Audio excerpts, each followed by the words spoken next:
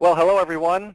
It is good to have you all with us today. It's about 3 o'clock here on the East Coast. We're on the East Coast of the United States. We are excited to be able to have this webinar today. We're going to get started here in about another 30 seconds. There's probably a lot of people connecting right now. Hopefully you're able to get connected to GoToWebinar okay. Hopefully you can hear me okay. And as you're getting set up and getting yourself comfortable, I would encourage you to take a look at GoToWebinar and try to find the question panel inside of GoToWebinar. We're going to be using that today. If you have any questions, there's hundreds of people that are joining this webinar today, so it's not possible for us to open the phone lines for people to be able to speak their questions, but we'd love to have your questions. As we go through our webinar today, we'll be providing an opportunity throughout the webinar to ask questions, and we'll hopefully get you some answers to those. So we're going to start here in another 30 seconds, maybe a little bit less. And so hopefully you've been able to get connected to GoToWebinar. As I'm getting us ready for our webinar today, let me encourage all of you as well that if you have any problems with the audio today, typically I know a lot of you are probably listening through your computers. And if you are and you can hear me okay, that's great. If you can't hear me well, or if it's kind of coming in and going out, you may want to call in using your phone, using the phone number that was provided in the email that was sent to you, and your reminder emails and your registration emails for this webinar. Includes a phone number that you can connect to. So if you're having any problems hearing in, make sure that, and if you're listening through your computer, make sure you use that phone number that's provided to be able to listen in. You'll also be seeing Emily's presentation in front of you. I know for some of you as well, as we start going through, there may be times on your computer that for some reason your presentation is not moving. If that's the case, you may want to consider restarting the webinar. Usually the problem is not necessarily on the presenter side. Usually it's just something perhaps on your computer or with your internet connection. So I would encourage you, whether it's audio or video, meaning you're not seeing the slides continue, then perhaps you might want to try restarting the GoToWebinar. Well, why don't we get started here? Let me first introduce myself. My name is Steve Faithful. I'm the CEO of GiftWorks. We make smart fundraising software that helps organizations succeed and accomplish their mission. And I'm also joined today by Caitlin Mitchell, who is the marketing and social media coordinator here at GiftWorks. And she's the one who helps us get these webinars set up. And huge thanks to her for getting this set up, really to be able to provide you all information and hopefully training that's going to benefit you and your organization. We count it a privilege today to host today's free webinar, and we're excited to bring you this information because we know in some way it may be able to help equip you and your organization to continue on. And really, we want to give you a big thanks for taking time to invest in yourself and in your organization. Well, this webinar today is called Social Media as a Fundraising Tool, and we're excited to hear what Emily Davis is going to share with you today. I'll speak a little bit more about her in just a moment, but a few logistical things. I mentioned before about the question panel. Make sure you find the question panel inside of GoToWebinar. We'll be using it so that we can field some questions from you that Emily will be able to hopefully provide some answers a little bit later. We won't be able to get to all your questions, but we hope we'll be able to get to a number of them. Something else that I want to tell you, which I know many of you will be interested in, is after our webinar, we're going to be sending every one of you a link to listen to this webinar in its entirety again. So if you unfortunately won't be able to stay the whole time, if you just maybe miss a part, want to hear a part again, we're going to be sending you a link to be able to listen to this again and see the slides in its entirety. I hope all of you also have had the opportunity to download the handout that goes along with today's webinar. We sent a couple emails that contain the handout, so hopefully you've been able to do that and are ready to get started with Emily. Well, real quick, a couple words about Emily Davis. It's our privilege and it's an honor for us to have her with us today. Emily is the president of EDA Consulting, which is based out of Boulder, Colorado, and she's also the author of Fundraising and the Next Generation, of which today's webinar is based on one of the chapters of that book.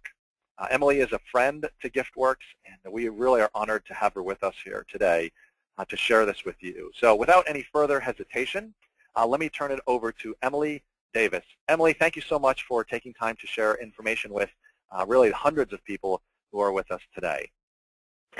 Thank you, Steve. I'm excited to be here too. It's particularly flattering to get to present because not only do I run my consulting company, but I also am the executive director for a small operating and grant-making foundation here in Colorado, and we are GiftWorks users and love it.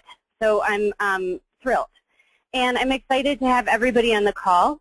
One of the things that's important to note about this particular training is that it's really focused on overall strategy for how you can use social media in your fundraising efforts. There are a plethora of social media platforms out there, and there's new ones coming out every day. And so this is really focuses on the strategy behind any social media platform that you might use in fundraising. We're going to have people on the call who have lots of experience, people who are brand new. My hope is that there's a little something for everyone.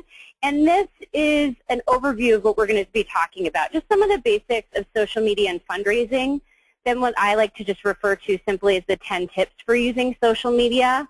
I like to take a few minutes to talk about the basic sort of low-hanging fruit platforms and use them as examples, some best practices that really you can apply to any social media platform.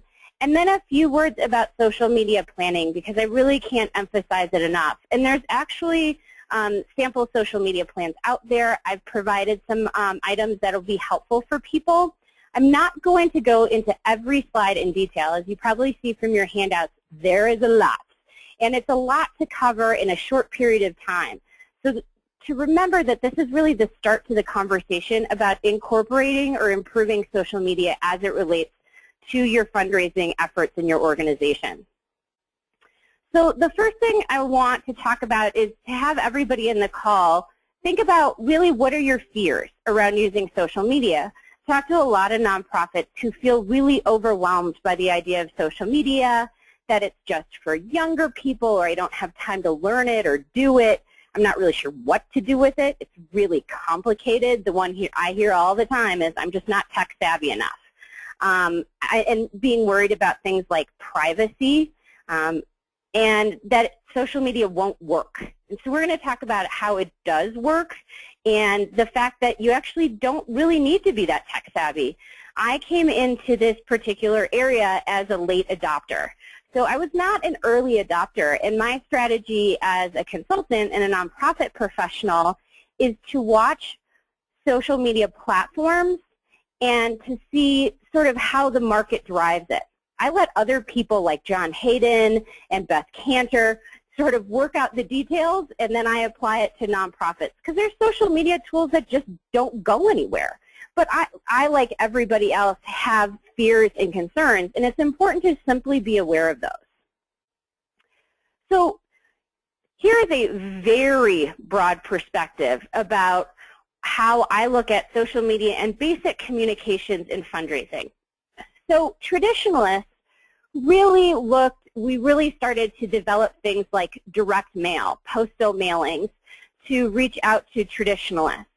And then when boomers came along, we had new things, new communication tools through television, through advertisements.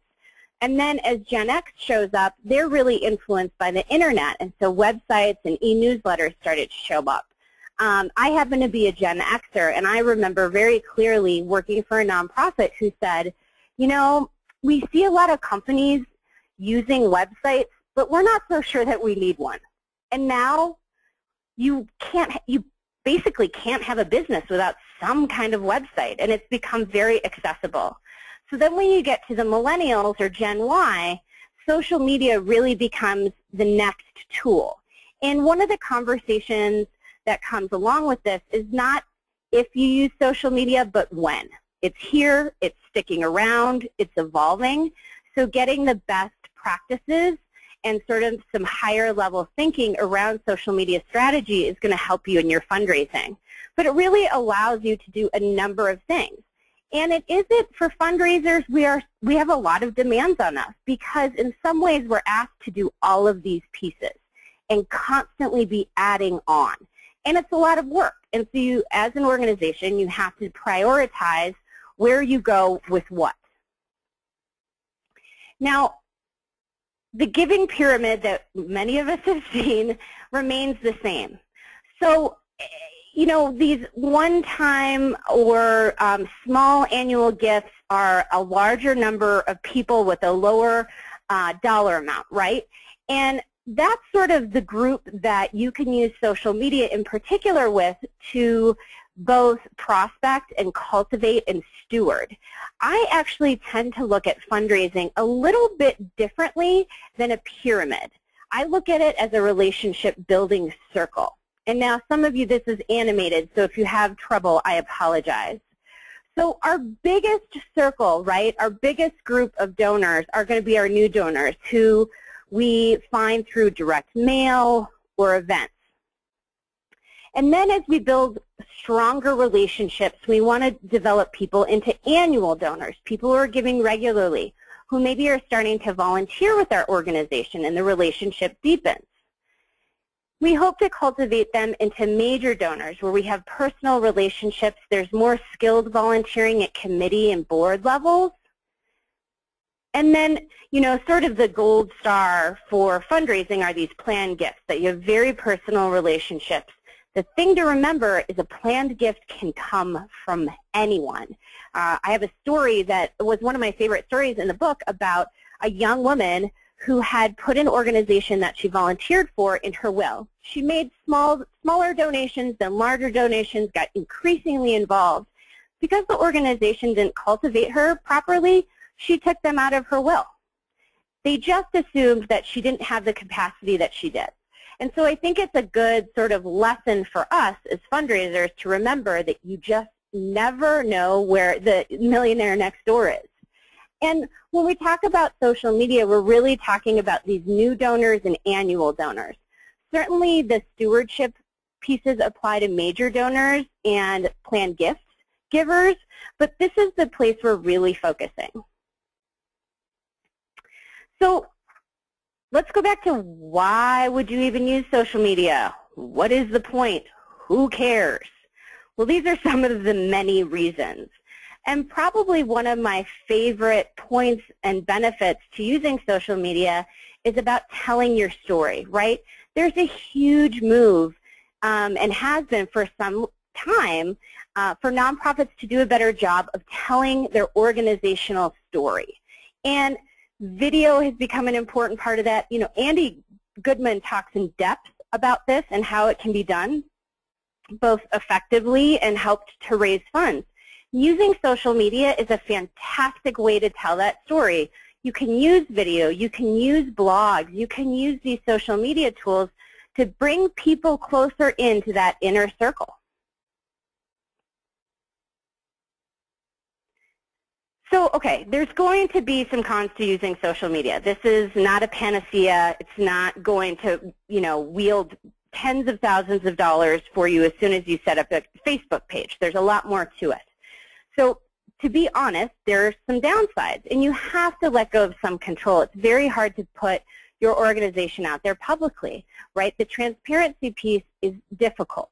It's a time investment.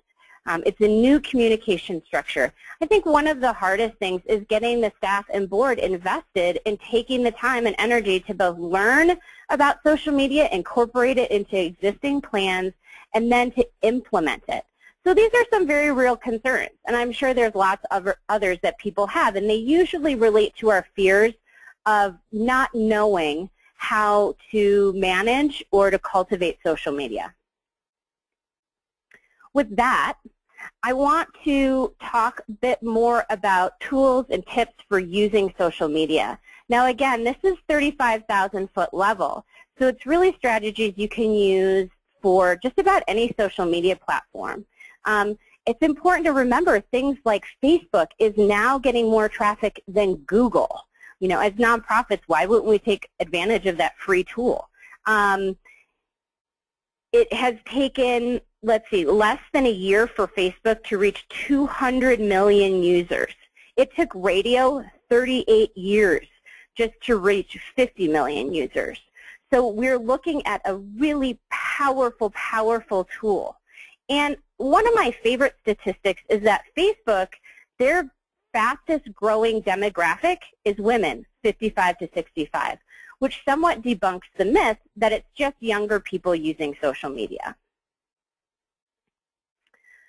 So let's start with the fact that social media is a tool. It is not the tool.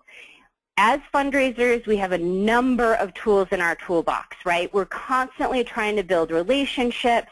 We might use direct mail. We might have donor events. Social media is just another one of the tools in the toolbox. For me, when I was learning about different fundraising strategies, it took me a while to practice those strategies and incorporate them fully into my organization. Social media is the same thing. The other thing is social media is a plant. And when I talk about social media being a plant, the metaphor is this. When you first adopt a plant, it needs to be watered, it needs to be nurtured. If I buy a plant and I never water it, I never nurture it, I put it in a corner, it's not going to grow. It's the same thing with social media. If you take 10 minutes a day or 5 or 20, whatever you have available, to post to social media, to read an article about social media, you are effectively watering the plant that can grow into a very powerful tool in your toolbox. One of the things that I think is important, especially for us as fundraisers, is that social media should not be a place to constantly be asking for money only, and to not always be promoting just the organization. So let me give an example. We need to add value, and as the executive director for my organization, I work with folks who have bleeding disorders. I like to share resources from the national organization. I share upcoming webinars and trainings from other chapters, from like-minded organizations. I'll tweet stories of other people in the larger bleeding disorder community who are just sharing their thoughts for the day. And if it's related to my mission, I'm adding value and I'm demonstrating to my stakeholders of all kinds that I am a resource and I can be seen as an expert.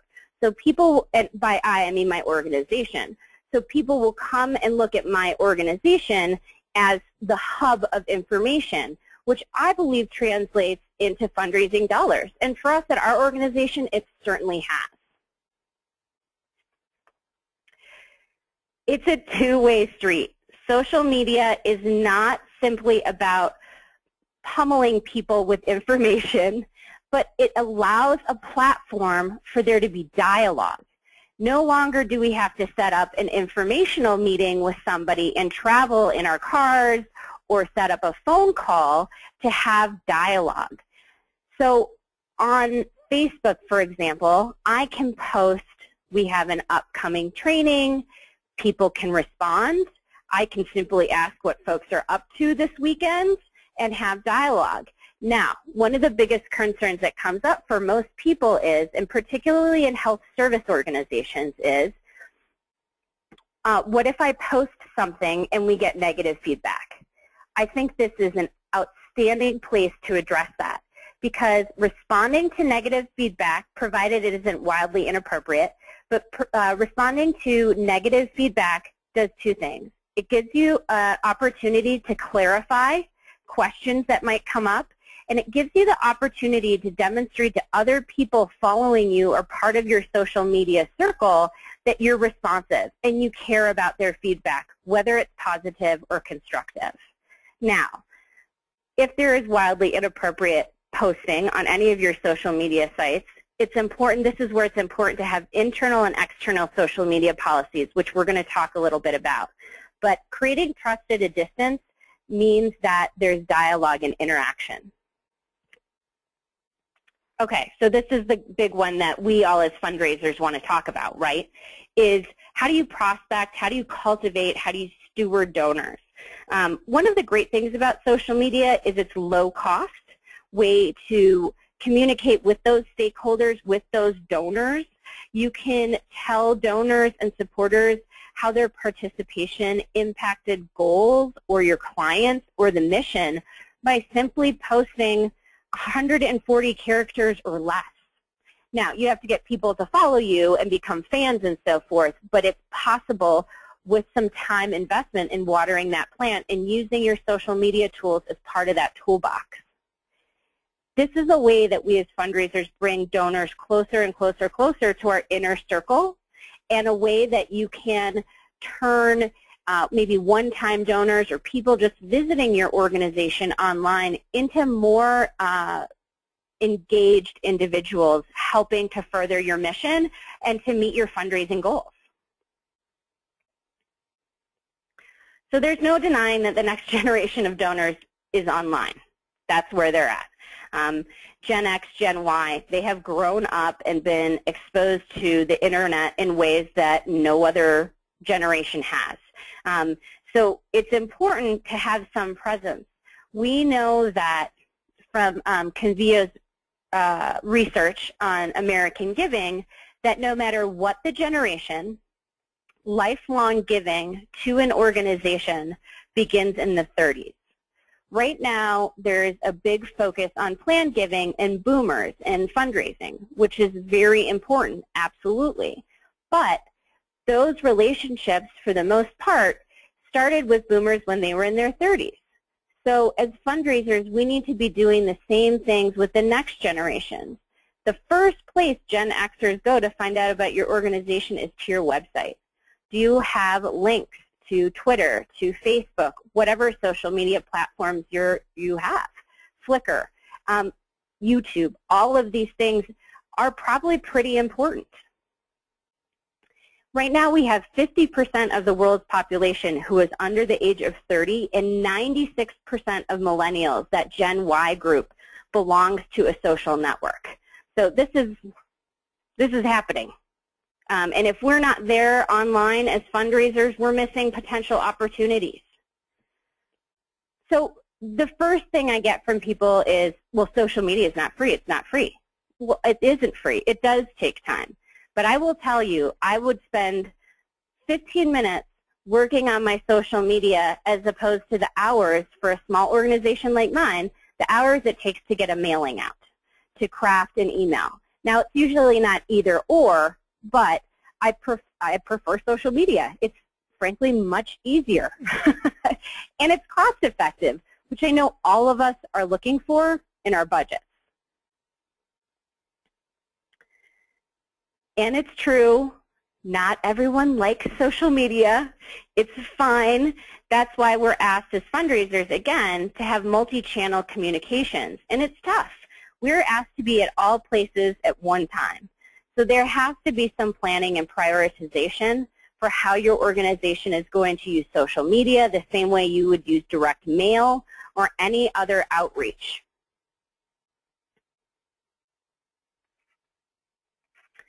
Okay, so this is a big topic of conversation whenever I do my in-person trainings, is how do we get our board to buy into this? How do we get our staff to buy into this, knowing that we all have a very limited amount of time and resources? Let me just say that I completely relate to this, both as a consultant and a nonprofit professional. It's not easy. Having said that, there are simple things that can be done. So if you have current fundraising plans or you have current strategic plans, to work on building social media into those existing plans. Maybe very simple examples. In 2012, in our fiscal year 2012-2013, we want to learn more about social media and start considering how we can build it into our current organizational activities. The other thing is having some personal experience using it. If you can get online and start to watch what other organizations do and play around with it, you're not going to break it. Social media can't be broken. But to have some personal experience with it is going to be enormously helpful. It gives you a platform to talk about social media. It is like any other any other fundraising tool in that it takes time to learn. There are very few people who are planned giving experts. There are very few people who are experts in any aspect of fundraising. So it's another tool to learn. The other great thing is that you can partner with staff maybe who have more experience using social media to help you reach your organizational goals. The word of warning I have on this is that the vast majority of the time, I have nonprofit professionals say to me, well, we have somebody in our 20s who works for us who certainly can do this. The word of caution is that because someone has a Facebook profile and is connected online doesn't mean that the strategy on how to use social media is inherent. So another parallel I might draw is if I were going to be interviewed by the local radio or local news station about an upcoming event, I'm not sure that I would want to put somebody who doesn't know everything about the event or enough about the organization in front of those TV cameras. It's the same thing with social media. You're exposing yourself to a wide range of people. It's important that you have knowledgeable people about the organization and social media working together. So constantly easing fears and building confidence is important, and it can be done by doing things like an in-service for your staff and your board to sort of debunk some of the myths and fears. Certainly consultants can be helpful, but you always want to be careful that you sort of get the right person. Going to trainings, all of those things can make it a little bit more accessible. And then I really cannot emphasize this enough, that it's incredibly important to have some sort of plan. If it's a one-page plan, fantastic. If it's more sophisticated, also great. If it's part of another plan, whatever you need to do, write it down. And we're going to talk at the very end more about these components of having a plan. But you can hire people to help you with this. You can set aside time to do it. But you need to look at your current strategies and how social media efforts might complement that. Researching what other organizations, maybe like-minded organizations, organizations of a similar size might do. And be clear about why are you using social media? What are your goals and objectives? Be very clear after you've determined all of that what you're going to use and how you're going to use it. Meaning, who will implement those strategies? It's all great theory on paper, but unless you have figured out who's going to do what, when, and why, it's going to be hard to implement. It's also going to be hard to continue that as you have staff turnover or volunteers change. It provides a consistent, the plan provides a consistent platform for your efforts. Now, having said that, I want to leave a second for questions here. And Steve, I don't know if there are any questions, but I'm happy to answer anything. Sure, there's a couple so far. One of the first ones said, how much time should we dedicate to social media? How do you allocate time in a small shop that has 1 to 2 people? So I guess kind of how much and how do you do it? Good question. So I'm a small shop too. I have 1.5 staff people at my organization. And what I will say is up front, it's going to take a little bit more time. Having in your plan, having a calendar of how often you, for example, how often will we blog? And then, you know, I would say take 15 minutes a day, 20 minutes a day, and post and look at what other people are doing. If you can do that, that's sort of ideal. Take what time you have. I have to be honest, when I am, you know, a little bit distracted at work or can't focus on a project, the first thing I do is go to social media. Because I know I can, at the very least, copy and paste links from my website or upcoming events to share with people. You can take those 20 minutes to schedule posts to go out the rest of the week. There's a lot of things you can do. There is online, and actually I think it's in the book too, there's a blog post template that I use that's just a Word document that I send to guest posters. So maybe constituents who were at an event and I want them to share their story, and they use that Word template to save me time. I don't have to interview them. All I have to do is edit the information and copy and paste it into a blog. So there's things like that to save time, but I would invest in trainings, which typically are about an hour, hour and a half, depending on how often you can do that, as well as setting aside 15 minutes every day. Try that. That's a lot, but you can always try. That's great. A number of people are asking, and I'm sure it's a basic question you probably hear a lot, how do I build my followers, whether it be build more followers on Twitter or build more Right. people who like your organization on Facebook. So a lot of questions Right. around kind of building the numbers. Absolutely. So I think this speaks to sort of the point about the plant. The first thing to do is, and this is sort of the first rule of social media work, is watch and learn. So getting onto Twitter, getting onto Facebook, watching what other organizations do, inviting people to join your social media networks, and everywhere and everything you do. So at our organization, we don't have print materials that don't have our social media network icons on them at least. We try to cross-promote it every which way. Every event, every announcement that goes out, we say things like, if you want the most up-to-date information, the best place to get that is going to be our blog because it's real time. And so it's a lot of cross-promoting. It's a lot of, especially in the beginning, just always having it on your radar so that other people have it on their radars. And it takes a little time. It's slow to build. But then once momentum starts, it's amazing. I mean, for my consulting company, it took me such a long time to even get to 100 followers. And now I'm like, you know, I'm getting 5 to 6 followers a day on Twitter. So, and you, on Twitter in particular, follow people. Oftentimes they'll follow you, repost their tweets. Again, I don't want to get too much into the logistics, even though I would love to, because there's a lot to talk about. Great. There's a couple questions regarding, well, someone asked real quick, what do you normally pay a social media expert?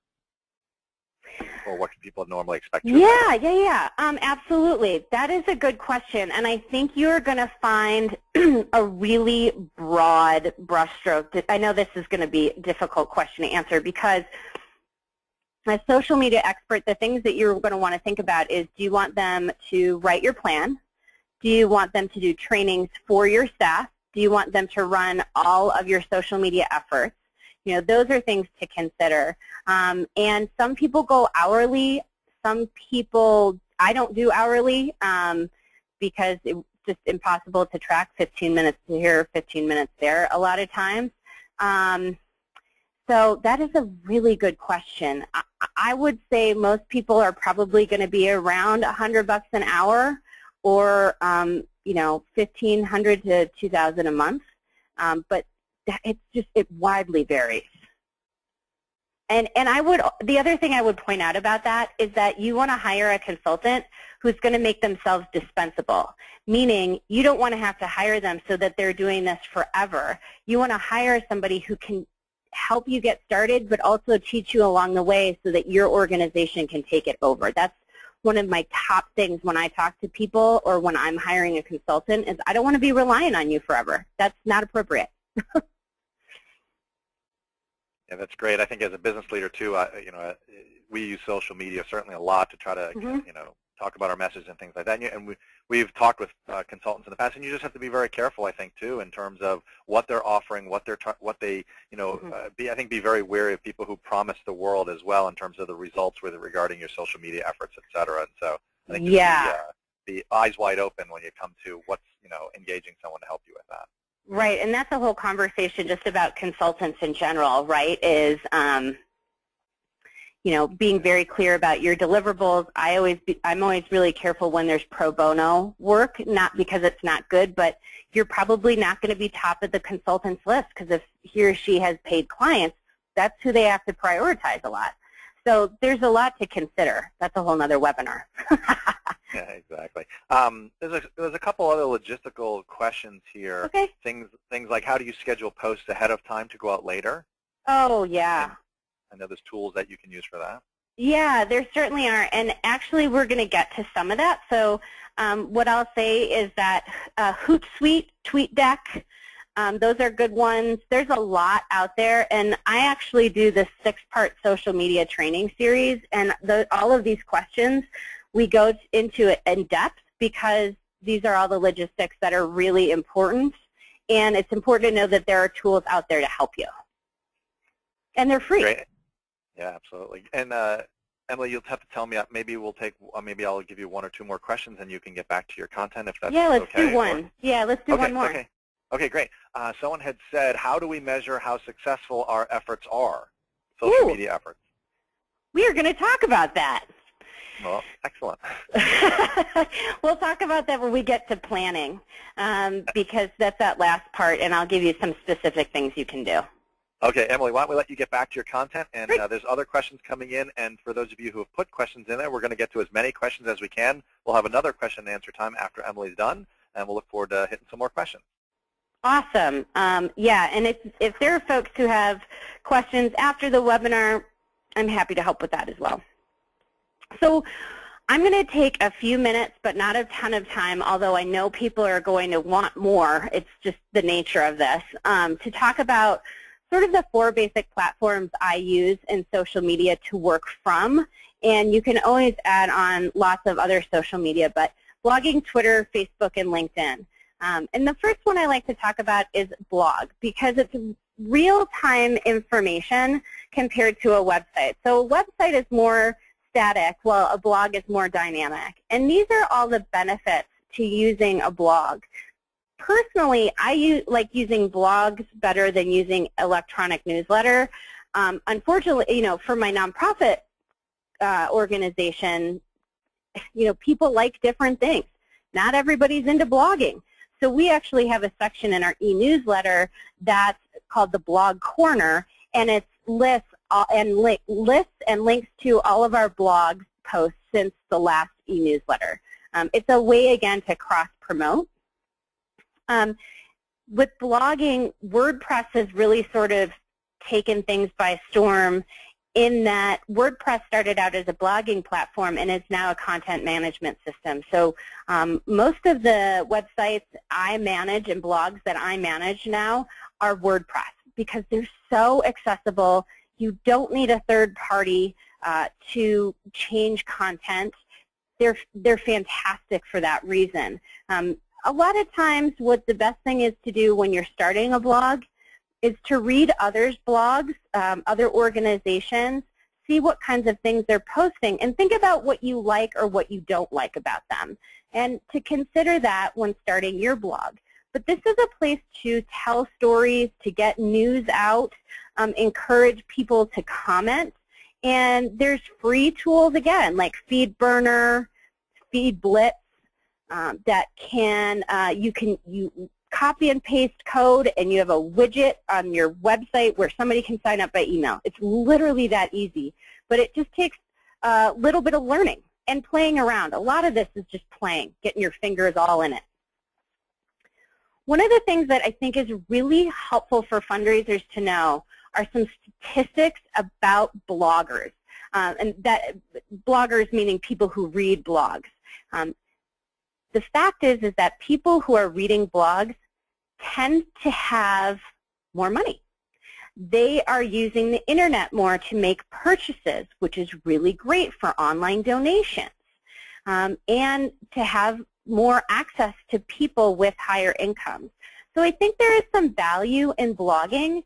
I use our blog as a platform to share information, and then I take blog posts and I share them across all of our social media networks, Twitter and Facebook, and probably several times. I share blog posts over Twitter more frequently, like a single blog post I will share more frequently on Twitter than I will on Facebook. But the important thing to remember with Facebook and Twitter, is that those walls and those feeds are constantly updating. So posting a blog post once to one of those social media platforms doesn't necessarily mean that everyone will see it, because they have so much information scrolling through.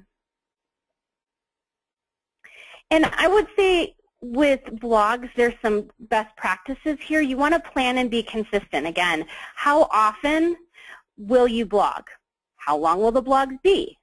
Remember, it's two-way communication. At the end of every blog post, invite people to leave comments or questions. Ask everybody in your organization to participate. I'm really conscious after we have a program or event or we give out funds for a scholarship, part of our application will say, would you be willing to submit a blog post about your experience or what this funding did for you? Network within the blogging community.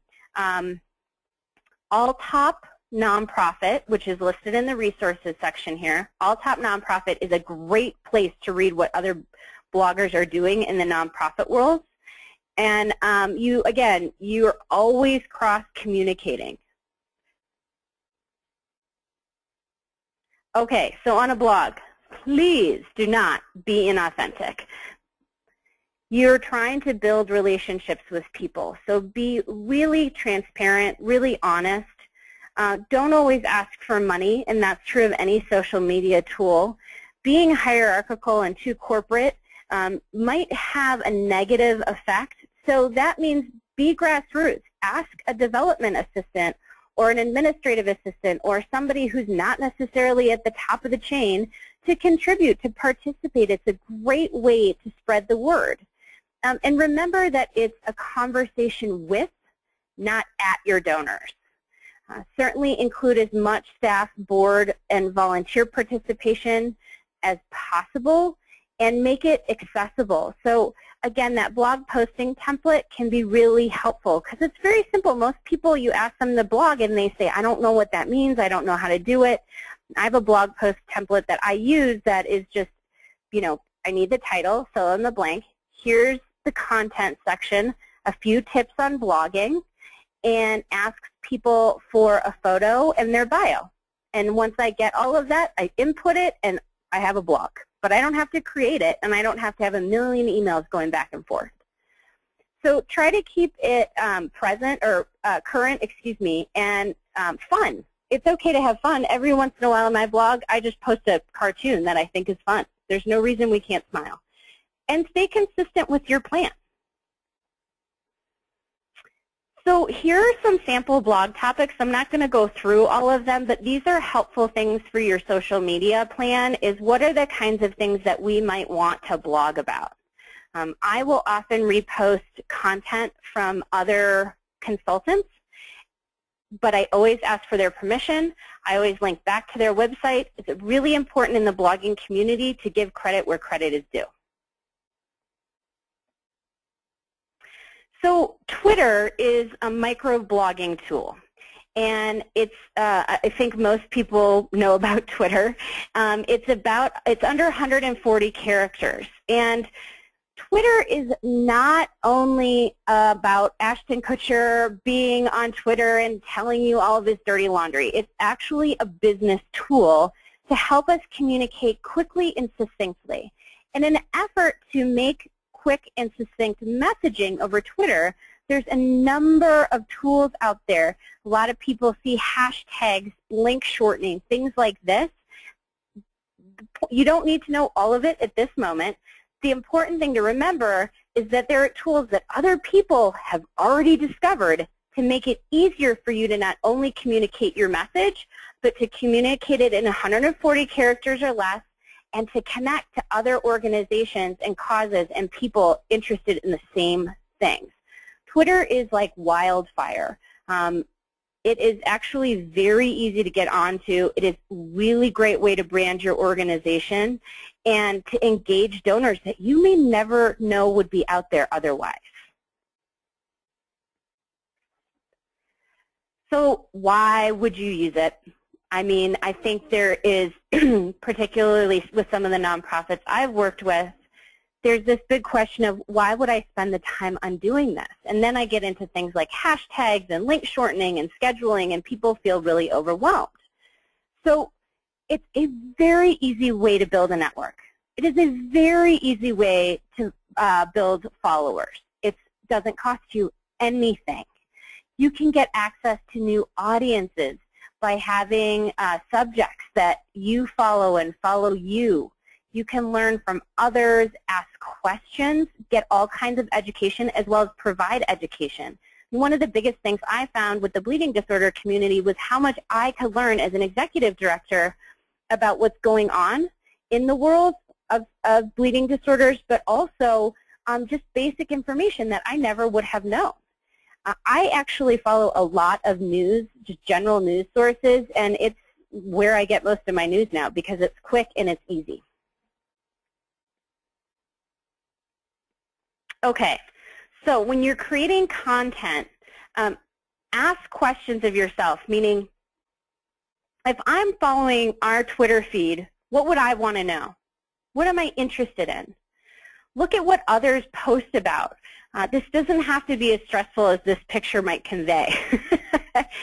When I say follow topics, you see those hashtags, for example, hashtag fundraising on Twitter, and you click on that link, hashtag fundraising, it brings up all the conversations that have been going on related to fundraising. So you can see what other people are talking about on Twitter related to fundraising. When you find interesting things, repost them. You simply click the retweet button and you're sharing it with your followers. Now, in the beginning, if you're new to Twitter, you're not going to be reaching as many people right away. But remember, there is sort of this curve in that it's going to be slow, and the more you water that plant, the more followers you'll get. It's pretty amazing. Certainly, sharing pictures, letting people know what you're up to. When we have board meetings, I will say, I'm heading to our board meeting. I can't wait to talk about X, Y, and Z tonight. Lets people know what's going on in the organization, and aren't they relieved that our board is actually meeting? So here are a couple Twitter to-dos. Typically, ideally, and I know not all of us have this kind of time, I certainly struggle with it, but you want to tweet between 5 and 20 times a day. It seems like a lot. But when you repost information, that counts as a tweet, which is essentially 1 to 2 clicks on your mouse. Look at hashtags. Again, when you see those hashtags, the big ones I use are philanthropy, fundraising, nonprofit. Because I'm in Colorado, I use the Colorado hashtag a lot, and we've gotten people who've showed up for events or posted press releases for us just because I've used that Colorado hashtag and they're searching it. When people follow you, especially in the beginning as you're getting started, send them a direct message. That's what that DM means. Send them a direct message telling them thank you, that you're excited they're following you. And Twitter and other tools provide you with recommendations for Twitter handles or people, organizations that you can follow. So start following other people. And then we had some folks ask me about scheduling. A social media dashboard tool is something that does just that. I prefer to use Hootsuite. There's a lot out there, but if you even Google social media dashboard tool, you'll get a lot of recommendations. Always share resources, your Twitter posts with people outside your inner circle of your organization. So if we have an event coming up at the Hemophilia Foundation, I may post to my personal Facebook profile if I think it'll be interesting to some of my friends. And then I'm not going to get into this, but there's lists that you can use. Paperly is a new tool that's pretty fantastic. It's essentially a newspaper for Twitter. You don't need to know all of this. Just know that it's out there to help you spread the word and help build a following and those relationships that we're talking about. Now, it is entirely possible to raise money through Twitter. This is just to show you that these are some of the tools that you can look into for tweet raising. I would say if your organization is new to Twitter, don't go straight there. Start to build your following, maybe watch what happens on things like Twestival, and just observe. You can be a voyeur of sorts, I guess. So I'm moving through this rather quickly, but Facebook is low-hanging fruit. And I think a lot of organizations, we started with Facebook groups. And then from groups, we moved to having a profile for your organization. Well, Facebook pages are really the way to go now. And the difference between Facebook pages and a profile is that you have fans instead of friends, right? It's that like button. And it's essentially like a business profile for your organization. You can create badges. You can add applications. So, for example, and these are all free. So Involver is one of the ones I use, and it allows me to link my Facebook and my Twitter account. So if I post something straight onto my Facebook page, it will post that over to Twitter. It's pretty great. We do events through Facebook, our Facebook page. Just be aware that if you have multiple places for people to RSVP, you'll need to track those. And as you post, the content that you post on your Facebook page is going to show up in the wall of your fans. So your fans' personal profiles. Another nice thing about pages is you can actually purchase ads for promotion. We have a walk coming up, and I'm thinking about doing that for ours, where it's and we could do a whole webinar on this too, but it's very targeted demographics. You put in the amount of money you want to spend, and then you can hone in on the demographics that you want the ad to show up for. It's pretty cool. I would certainly recommend personally becoming a fan of other pages of similar organizations and watching what they do. So this is just an example of our Facebook page, and one of the things, my organization's page, and one of the things you'll see at the top is that it says Hemophilia Society of Colorado. We merged with the National Hemophilia Foundation a little less than a year ago, and we were named the Hemophilia Society of Colorado. When you have over 100 fans of your Facebook page, you can no longer change the name of that page. We can change the hyperlink, but we can't change the name. So we made the decision as we're transitioning and rebranding our organization that we would keep this name for now.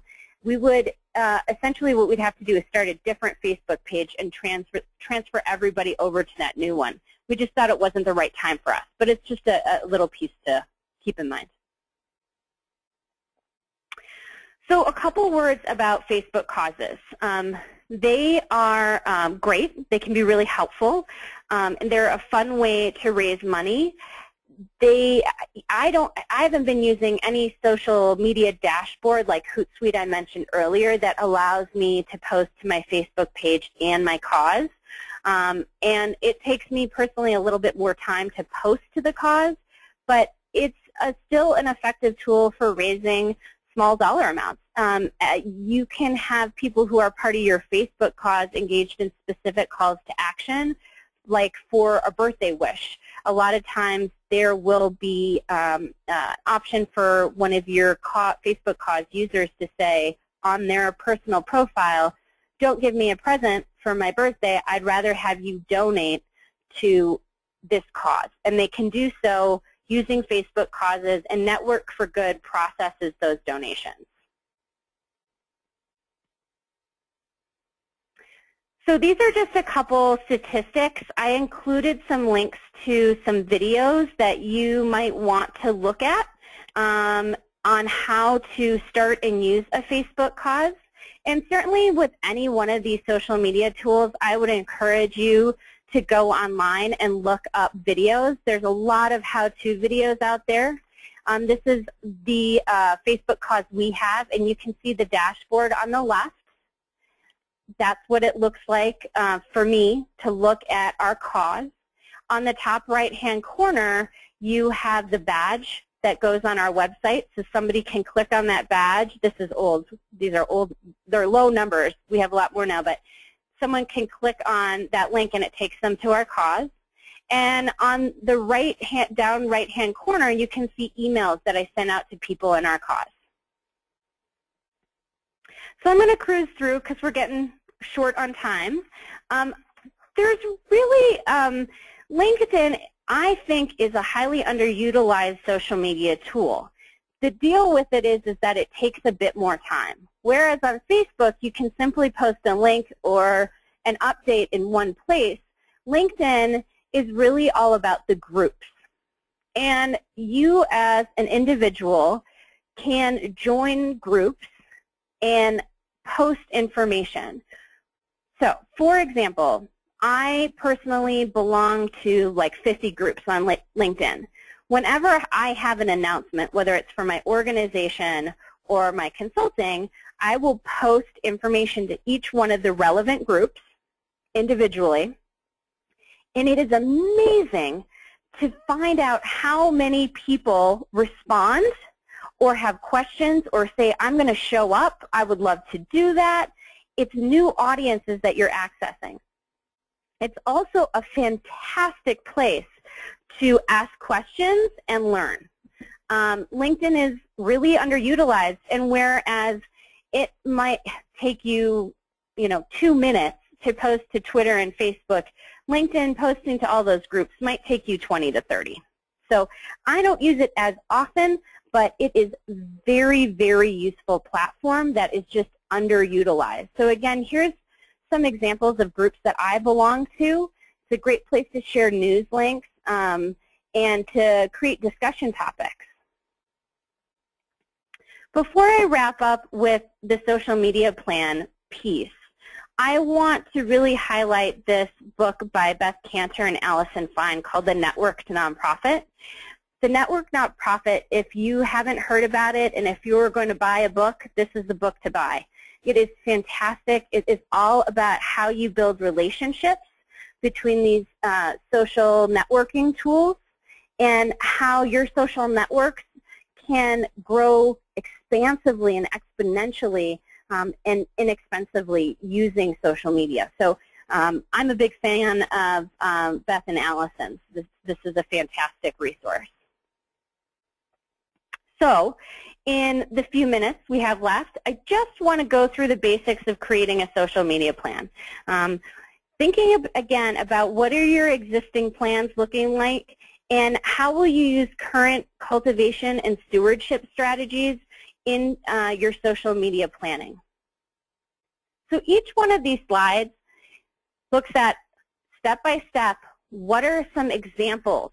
So for step one, you want to identify your purpose, and it's usually more than one thing.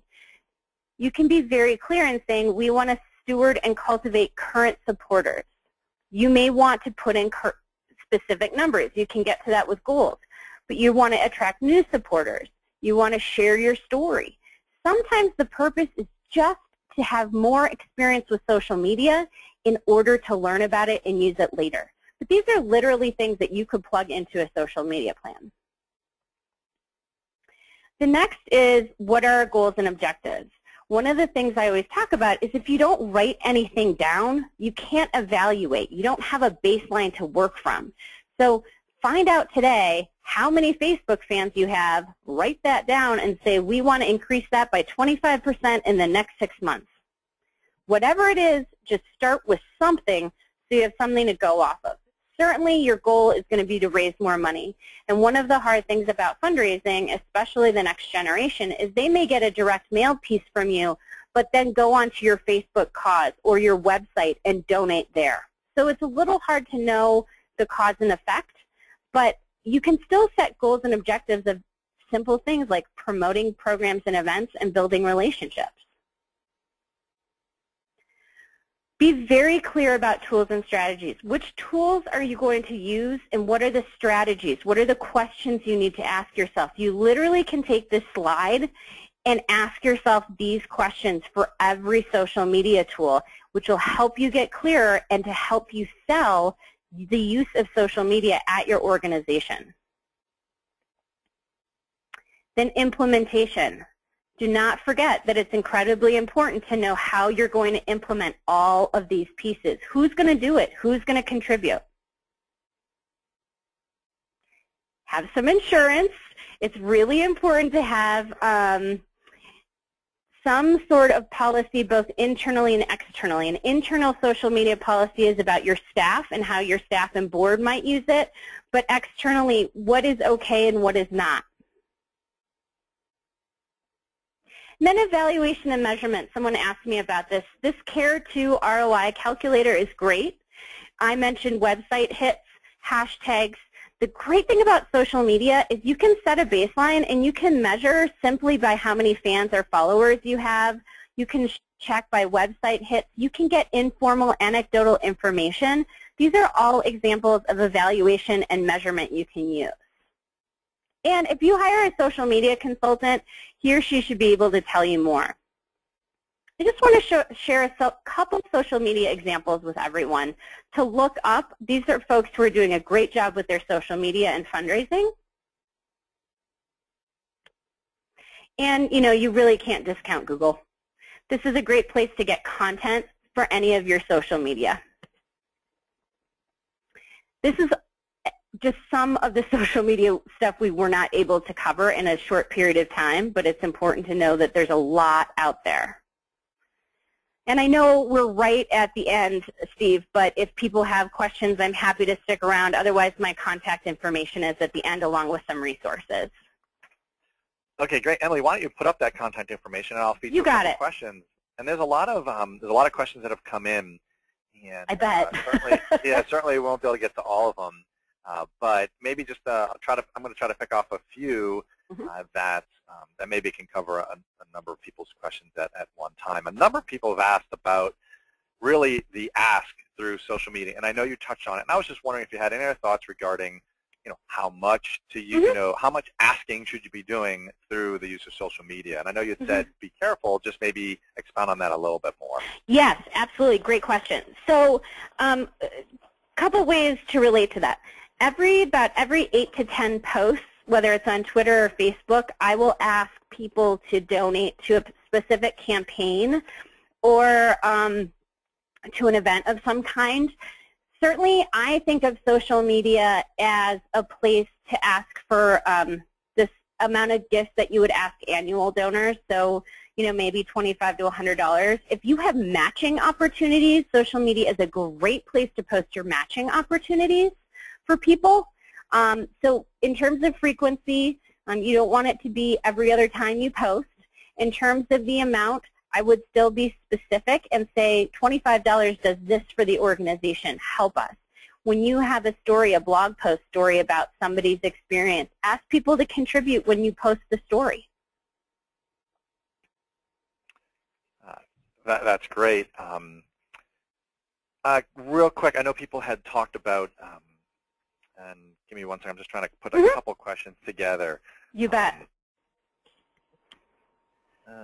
I know there will be a lot of them. Yeah, no, there are. There's definitely a lot of questions. A lot of great questions for everyone. Thank you so much, everyone, for putting the questions in. One of the people, a couple people have been asking about kind of marrying or mating together blogs, Facebook, Twitter, and email marketing, and even someone had said text messaging. Any thoughts around kind of the use of all those together? Yeah, I mean, I have a lot of thoughts about all of those together. And to me, the best way I can organize that for myself and my organization is, again, to have a plan and to outline, our goals and how we're going to use those pieces. So for our e-newsletter, we send out at least one e-newsletter a month, and that we make sure that our Facebook, Twitter, and blog are all promoted through at the bottom of every article in our e-newsletter. We make sure that blog posts are in the e-newsletter. We encourage people verbally and in writing and online to participate in any and all of our online communication tools, because everybody has something different that they're interested in terms of how they want to communicate. And we really try to provide as many platforms as we are able for people to opt into those conversations. But the way to cross-promote and to put them all together is to really sit down with your plan and say, how are all of these things going to work together? And how they might work together is simply that cross-promotion. On Twitter, I will post things like, are you signed up for our e-newsletter? We would love to have you join us. It's a great way to get a synopsis of the information. So explaining to people why you might be a part of some other communication platform is how I look at it. That's great. A number of people had asked about the time of day. Are you sensitive at all to when you're posting to Facebook or tweeting something? You betcha.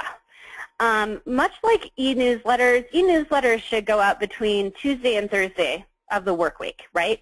So with social media, I tend not to post things at 9 o'clock at night. I tend to do them during the business day, but every once in a while I'll throw something out there that does post at 6 o'clock. But typically, I think for our community, in the bleeding disorder world, people are eating dinner then, they're driving home from work. I don't really want to be posting when I think people might not be at their computers. So I think about that. I do very rarely on the weekends, but I do throw it in there. But typically, beginning of the day, throughout sort of the work days when I try. And you have to play around with it and see what your constituents are interested in. And you can always ask. You can ask people. Ask people in your office. Ask your donors, what do they like? It's okay to ask. Someone had asked, a couple of people had asked about trying to get people commenting on your, let's say, Facebook post and in your blog posts. How to kind of get some, maybe get some activity going. Any thoughts around that? Yeah, that's a really good question, and it can be tough. I think being persistent with asking for participation is the first thing. I can tell you that one of the things I've done with my consulting firm is that when I was trying to get my blog up and running and get people to participate, I would say the first 3 people to comment on the blog, through the blog, I would offer 30 minutes of free consulting. And that's how I started to build. I provided incentives for people to participate. You know, the first 3 people to comment, the first 3 people to do X, Y, and Z might get a ticket to an upcoming event. Providing incentives is kind of a nice way to do things if you can, but get creative with it. Someone else had said they're getting way too many comments on their blog posts. Unfortunately, it's all spam. I know that. Yeah, the spam thing is, I know, we get that too. And especially for us in the beginning, we got our blog up and rolling, and we were getting a lot of spam. We talked to the guy who helped us set it all up, and I said, can you help us get rid of some of the spam? And he did a nice job, and he said a lot of it really is you just have to keep marking them as spam. We moderate all of our comments before they go out. We never just let comments be posted because of the spam reason. And if there is something wildly inappropriate, we need to moderate that. Great. I actually, Emily, I think on your Facebook link on your contact, I think it's EDA NPO Consulting for your Facebook link.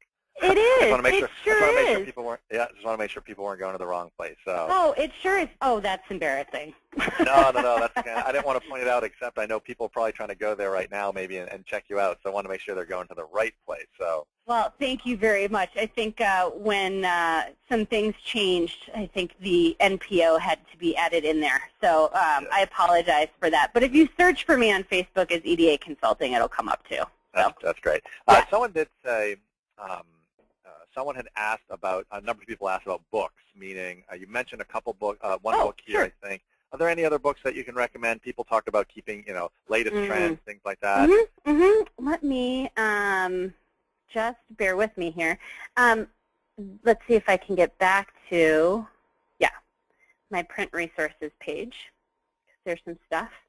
So, my book's on there, but it's not entirely about social media and fundraising. There's a portion.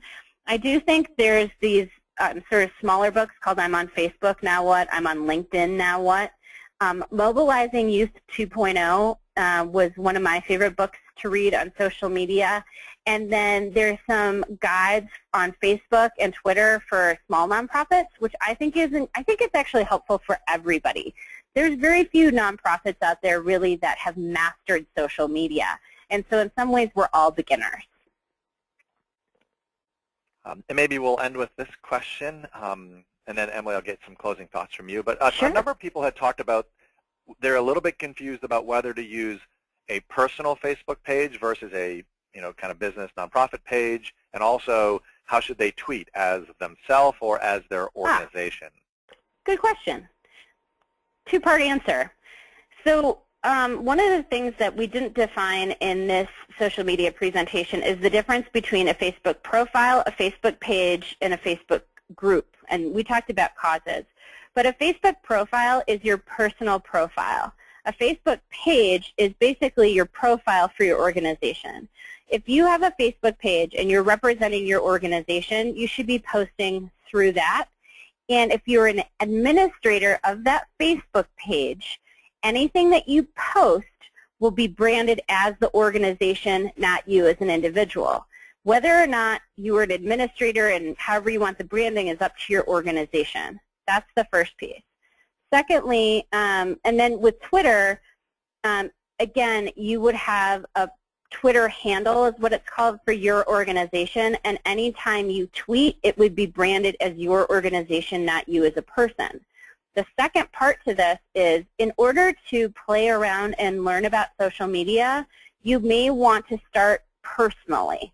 So thinking more strategically about your Facebook profile or setting up a personal Twitter account to just get on and play. That's another option. But I think it's a strategic decision with you and your organization about how you want the information branded. Does that make sense? Sure does to me. I hope to the hundreds of people who are still listening as well. Well, Emily, why don't we let you have just a couple seconds of closing comments, and I'll have a few myself, and then we'll dismiss for the day. Wonderful. Well, I'll go back to that slide about my contact information, and hopefully people can still find me on Facebook, even though there's a little error. But I just want to say thank you to everybody for taking the time. This is an expansive conversation, and to have an hour, we're really just scratching the surface. I would encourage you to look for me online or contact me, and I will do what I can. So thank you again to GiftWorks for hosting this. I think it's a great opportunity. Well, Emily, certainly we are thankful to you. You took a long time out of your life, not only in preparation, but in then being with us today. So thank you so much. I know on behalf of the entire GiftWorks team, we are certainly grateful for your efforts, and really for the 300-plus people who are on today's webinar. I'm really hopeful that not only what Emily shared, but certainly how GiftWorks can help your organization. I hope all these things together can help your organization really do better, improve where you need to improve, and ultimately, for all of you, help you accomplish your mission. We're about providing you with tools and resources to help you feed hungry children, care for the environment, promote the arts, whatever it is that you're doing. We hope these resources can help, and we are really excited to be able to spend so much time with you. And so on behalf of everyone here, for Emily, thank you so much for everyone for you being here. We look forward to presenting more great webinars in the future. Thank you, everyone, and have a great day. Bye-bye. Bye-bye.